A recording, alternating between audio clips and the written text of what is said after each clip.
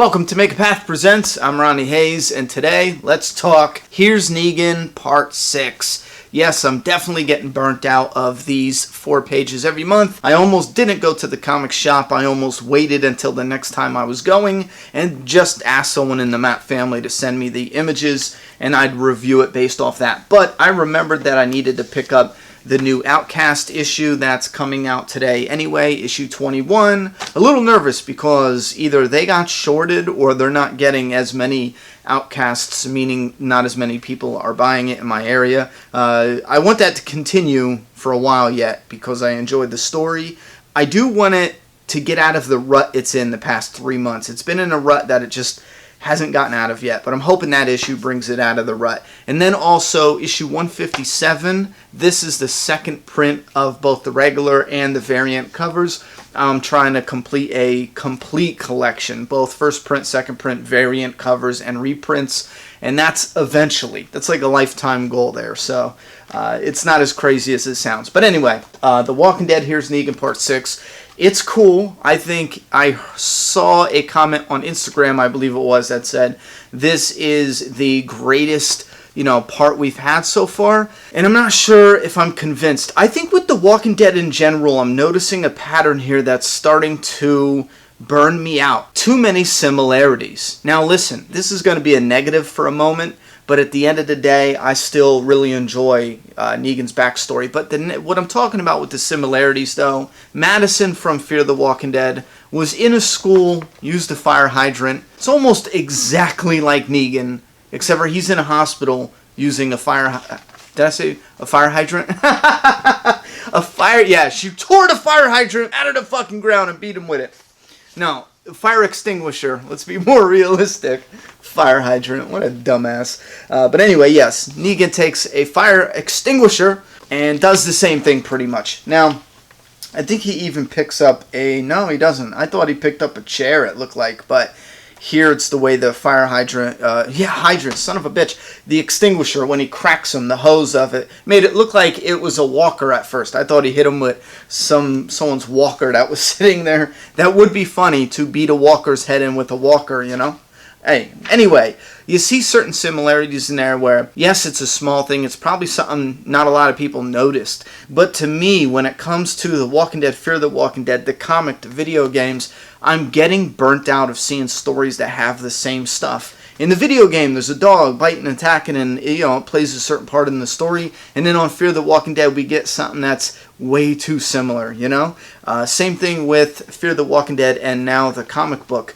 Man, could we have used anything? I mean, anything at all? Maybe not. I don't know. Anyway, that mini rant out of the way, I love the humor that's still in the very tense scene. We see this image of Negan who's not somebody who is emotionally affected easily. He does get disappointed, and it looks like for a brief moment, he's disgusted with himself, and he's like, I'm a murderer. I just murdered 2 people.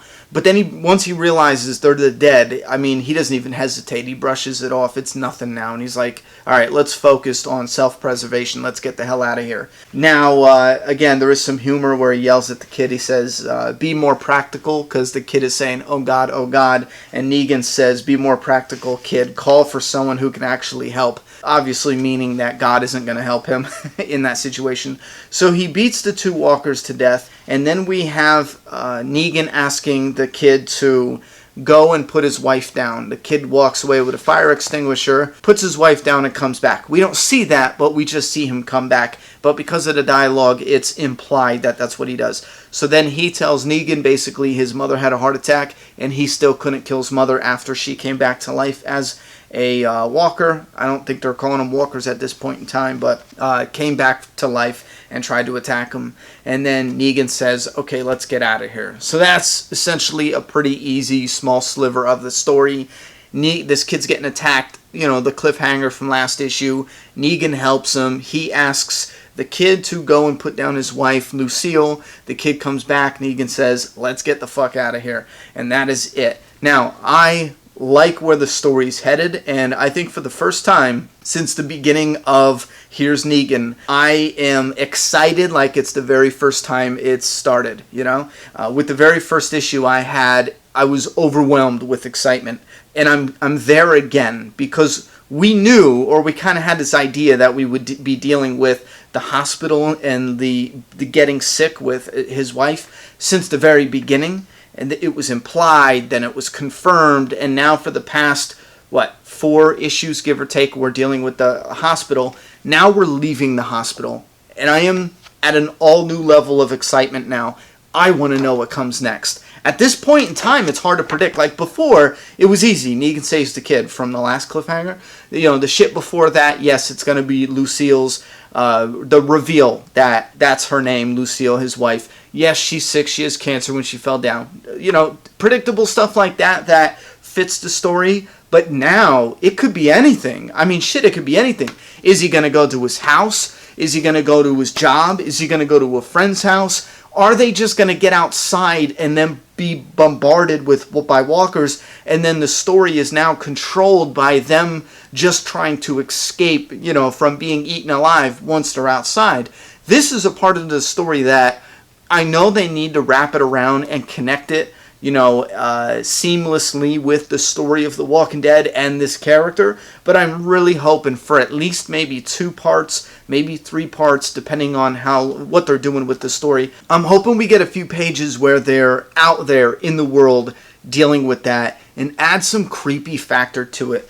In the world of The Walking Dead, we constantly keep skipping over the outbreak, and I know since the very beginning of the zombie genre, we've gotten an overabundance of outbreak material, but a lot of times with zombie stories, the outbreak is the intro, and then they skip right to people in a fucking room hiding for the rest of the movie or, you know, show or whatever.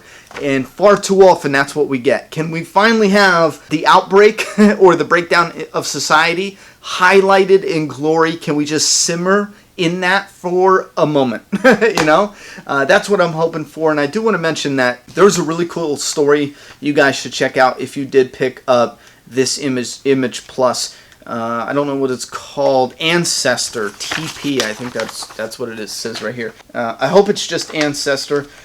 I don't know. Maybe I don't know. Anyway, so people walking around, there's these glowing yellow things around their head, and it's kind of like, and this is a really general way to explain it, but it's basically like orbs of computers or data, you know, and it's like a floating phone that's connected. We don't have any other information. They're acting as if the yellow orbs floating around is a mini computer. There's apps, there's programs, there's all this shit just like one would have in a phone or a computer and yada yada yada. And, you know, he puts a program into, kind of like the Matrix. Instead of learning Kung Fu, he mixes a drink at the bar. And then they go to an area that has a suppression where they can't use that stuff connected to their brain as far as technology. Now that's something that can be really tacky or really interesting. And I'm hoping it's really interesting. So that's something, Ancestor, check out in this Image Plus. There's also a bunch of other news stories. And again, I'm really liking the idea behind Image Plus, but I wish they would put something a little more behind the scenes-ish for this stuff. Anyway, that's it for now. Give me your thoughts and opinions. What do you think about Part 6 of Here's Negan? I'm done talking. It's your turn. Subscribe now.